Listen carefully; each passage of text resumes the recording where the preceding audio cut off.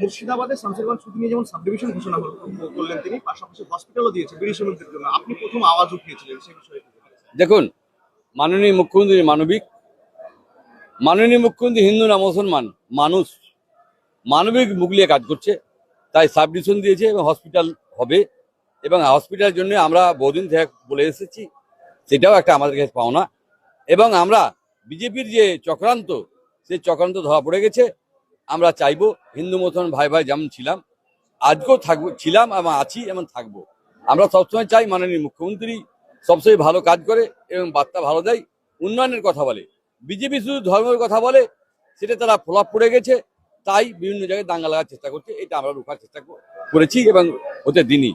তাই আমরা চাইবো, বিজেপির চক্রান্ত ধরা পড়েছে এবং আপনারা দেখেছেন যে ওই পরিবারটাকে নিয়ে চলে গেছে, কিন্তু আপনারা মিডিয়া ভাই যারা আছেন, আভ্যন্তরিক ব্যাপারটা ওই যে মার্ডার হয়েছে সেটা আপনারা জেনে নিন।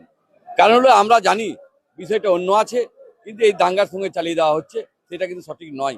সেটা আপনারা খোঁজ নিন।